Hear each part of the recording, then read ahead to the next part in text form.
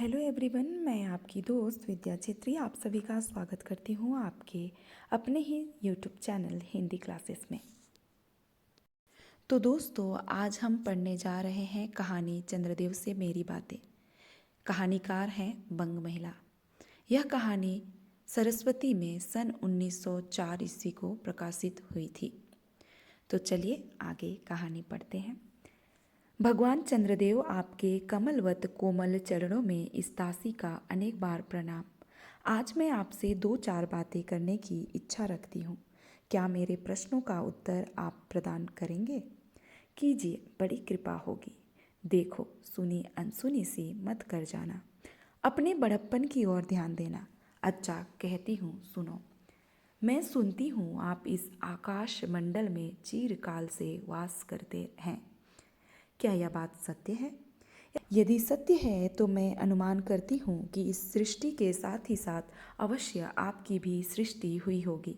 तब तो आप ढेर दिन के पुराने बूढ़े कहे जा सकते हैं। आप इतने पुराने हैं तो सही, पर काम सदा से एक ही और एक ही स्थान में करते आते हैं। यह क्यों? क्या आपका डिपार्टमेंट में ट्रांसफ़र होने का नियम नहीं है? क्या आपकी गवर्नमेंट पेंशन भी नहीं देती? बड़े खेद की बात है। यदि आप हमारी न्यायशिला गवर्नमेंट के किसी विभाग में सर्विस करते होते तो अब तक आपकी बहुत कुछ पदोन्नति हो गई होती और ऐसी पोस्ट पर रहकर भारत के कितने ही सुरम्य नगर, पर्वत, जंगल और झाड़ियों में भ्रमण करते। अंत में इस वृद्ध अवस्था में पेंशन प्राप्त कर काशी ऐसे पुनीत और शांति धाम में बैठकर हरिनाम स्मरण करके अपना प्रलोक बनाते। यह बड़ी भारी भूल हुई। भगवान चंद्रदेव, क्षमा कीजिए, क्षमा कीजिए। आप तो अमर हैं। आपको मृत्यु कहाँ, तब परलोक बनाना कैसा? ओहो, देवता भी अपनी जाति के कैसे पक्षपाती होते हैं। देखो ना, चंद्रदेव को अमृत देकर उन्होंने अमर कर दिया। तब यदि मनुष्य होकर हमारे अंग्रेज अपने जाति वालों का पक्षपात करे तो आश्चर्य ही क्या है। अच्छा, यदि आपको अंग्रेज जाति की सेवा करना स्वीकार हो तो एक एप्लीकेशन हमारे आधुनिक भारत प्रभु लॉर्ड कर्जन के पास भेज देवे। आशा है कि वे आपको आदरपूर्वक अवश्य आह्वान करेंगे, क्योंकि आप अधम भारतवासियों के भांति कृशांग तो है ही नहीं, जो आपको अच्छी नौकरी देने में उनकी गौरांग जाति कुपित हो उठेगी। और फिर आप तो एक सुयोग्य, कार्यदक्ष, परिश्रमी, बहुदर्शी, कार्यकुशल और सरल स्वभाव महात्मा हैं। मैं विश्वास करती हूँ कि जब लॉर्ड कर्जन हमारे भारत के स्थायी भाग्य विधाता बनकर आवेंगे तब आपको किसी कमीशन का मेंबर नहीं तो किसी मिशन में भर्ती करके वे अवश्य ही भेज देवेंगे, क्योंकि उनको कमीशन और मिशन दोनों ही अत्यंत प्रिय हैं। आपके चंद्रलोक में जो रीति और नीति सृष्टि के आदि काल में प्रचलित थे वे ही सब अब भी हैं, पर यहाँ तो इतना परिवर्तन हो गया है कि भूत और वर्तमान में आकाश पाताल का सा अंतर हो गया है। मैं अनुमान करती हूँ कि आपके नेत्रों की ज्योति भी कुछ अवश्य ही मंद पड़ गई होगी, क्योंकि आधुनिक भारत संतान लड़कपन से ही चश्मा धारण करने लगी है। इस कारण आप हमारे दीनहीन क्षीणप्रभ भारत को उतनी दूर से भली भांति ना देख सकते होंगे। अतएव आपसे सादर कहती हूँ कि एक बार कृपा कर भारत को देख तो जाइए। यद्यपि इस बात को जानती हूँ कि आपको इतना अवकाश कहाँ, पर 8वें दिन नहीं तो महीने में एक दिन अर्थात अमावस्या को तो आपको हॉलीडे यानी छुट्टी ही रहती है। यदि आप उस दिन चाहे तो भारत भ्रमण कर जा सकते हैं। इस भ्रमण में आपको कितने ही नूतन दृश्य देखने को मिलेंगे, जिसे सहसा देखकर आपकी बुद्धि जरूर चकरा जाएगी। यदि आपसे सारे हिंदुस्तान का भ्रमण शीघ्रता के कारण ना हो सके तो केवल राजधानी कलकत्ता को देख लेना तो अवश्य ही उचित है।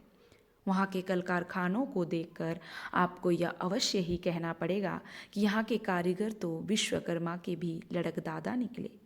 यही क्यों आपको प्रिय सहयोगिनी दामिनो, जो मेघों पर आरोहण करके आनंद से अटखेलियाँ किया करती हैं, वह बेचारी भी यहाँ मनुष्य के हाथों का खिलौना हो रही है। भगवान निशानाथ जिस समय आप अपनी निर्मल चंद्रिका को बटोर मेघमाला अथवा पर्वतों की ओर से सिंधु की गोद में जा सकते हैं, उस समय यदि निरदवासिनी विश्वमोहिनी सौदामिनी अपनी उज्ज्वल मूर्ति से आलोक प्रदान कर रात को दिन बना देती है। आपके देवलोक में जितने देवता हैं उनके वाहन भी उतने हैं, किसी का गज, किसी का हंस, किसी का बैल, किसी का चूहा इत्यादि। पर यहाँ तो सारा बोझ आपकी चपला और अग्निदेव के माथे मढ़ा गया है। क्या ब्राह्मण, क्या क्षत्रिय, क्या वैश्य, क्या शूद्र, क्या चांडाल, सभी के रथों का वाहन वही हो रही है। हमारे श्वेतांग महाप्रभुगढ़ को जहाँ पर कुछ कठिनाई का सामना आ पड़ा, झट उन्होंने इलेक्ट्रिसिटी को लापटका। बस कठिन से कठिन कार्य सहज में संपादन कर लेते हैं और हमारे यहाँ के उच्च शिक्षा प्राप्त युवक काठ के पुतलों की भांति मुंह ताकते रह जाते हैं। जिस योमवासिनी विद्युत देवी को स्पर्श तक करने का किसी व्यक्ति का साहस नहीं हो सकता, वही आज पराये घर में आश्रिता नारियों की भांति ऐसे दबाव में पड़ी है कि वह चू तक नहीं कर सकती। क्या करे बेचारी के भाग्य में विधाता ने दासी वृत्ति ही लिखा था। हरिपदोत्व त्रैलोक्य पावनी शूरसरी के भी खोटे दिन आए हैं। वह भी अब स्थान स्थान में बंधनग्रस्त हो रही है। उसके वक्ष स्थल पर जहाँ तहाँ मोटे वृद्धकार खंभ गाड़ दिए गए हैं। कलकत्ता आदि को देखकर आपके देवराज सुरेंद्र भी कहेंगे कि हमारी अमरावती तो इसके आगे निरी फीकी सी जान पड़ती है। वहाँ ईडन गार्डन तो पारिजात परिशोभित नंदन कानन को भी मात दे रहा है। वहाँ के विश्वविद्यालयों के विश्वश्रेष्ठ पंडितों की विश्वव्याधिनी विद्या को देखकर वीरापानी सरस्वती देवी भी कहने लग जाएगी कि निसंदेह इस विद्या दिग्गजों की विद्या चमत्कारिणी है। वहीं के फोर्ट विलियम के फौजी सामान को देखकर आपके देव सेनापति कार्तिक के बाबू के भी छक्के छूट जाएंगे, क्योंकि देव सेनापति महाशय देखने में खास बंगाली बाबू से जचते हैं और उनका वाहन भी एक सुंदर मयूर है। बस इससे उनके वीरत्व का भी परिचय खूब मिलता है। वहाँ के मिंट को देखकर सिंधु तनया, आपकी प्रिय सहोदरा कमला देवी तथा कुबेर भी अचकचा जाएंगे। भगवान चंद्रदेव इन्हीं सब विश्वोत्पादक अपूर्व दृश्यों का अवलोकन करने के हेतु आपको सादर निमंत्रित तथा सविनय आहूत करती हूँ। संभव है कि यहाँ आने से आपको अनेक लाभ भी हों। आप जो अनादिकाल से निज उज्ज्वल वपु में कलंक की कालिमा लेपन करके कलंकी, शशांक, शशधर, ससलांछन आदि उपाधि मालाओं से भूषित हो रहे हैं, सिंधु तनय होने पर भी जिस कालिमा को आप आज तक नहीं धो सके हैं, वही आजन्म कलंक शायद यहाँ के विज्ञानविद पंडितों की चेष्टा से छूट जाए। जब बम्बई में स्वर्गीय महारानी विक्टोरिया देवी की प्रतिमूर्ति से काला दाग छुड़ाने में प्रोफेसर गज्जर महाशय भलीभूत हुए हैं, तब क्या आपके मुख की कालिमा छुटाने में वे भलीभूत ना होंगे?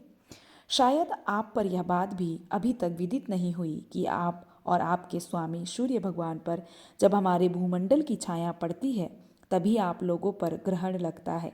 पर आपका तो अब तक वही पुराना विश्वास बना हुआ है कि जब कुटिल ग्रह राहु आपको निगल जाता है तभी ग्रहण होता है।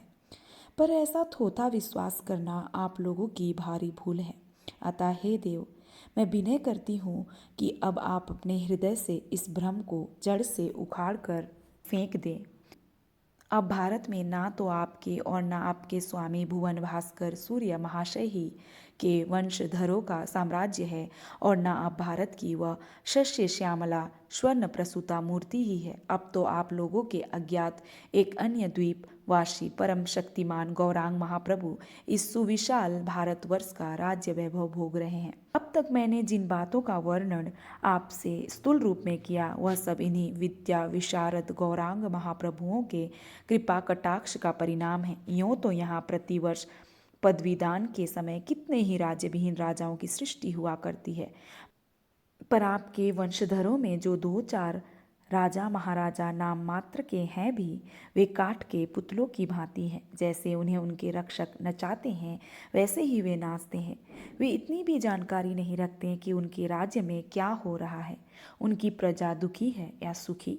यदि आप कभी भारत भ्रमण करने को आए तो अपने फैमिली डॉक्टर धन्वंतरी महाशय को और देवताओं के चीफ जस्टिस चित्रगुप्त को साथ अवश्य लेते आएं।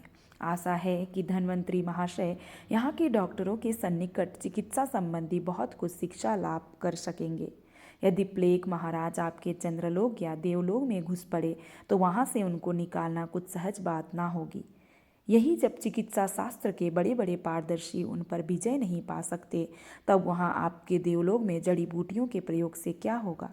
यहाँ के इंडियन पिनल कोड की धाराओं को देखकर चित्रगुप्त जी महाराज अपने यहाँ की दंड विधि को बहुत कुछ सुधार सकते हैं। यदि बोझ ना हो तो यहाँ से वे 2-4 टाइपराइटर भी खरीद ले जाए। जब प्लेग महाराज के अपार अनुग्रह से उनके ऑफिस में कार्य की अधिकता हुए, तब उससे उनकी राइटर्स बिल्डिंग के राइटर्स के काम में बहुत ही सुविधा और सहायता पहुँचेगी। वे लोग 2 दिन का काम 2 घंटे में कर डालेंगे। अच्छा, अब मैं आपसे विदा होती हूँ। मैंने तो आपसे इतनी बातें कही, पर खेद है आपने उनके अनुकूल या प्रतिकूल एक बात का भी उत्तर ना दिया।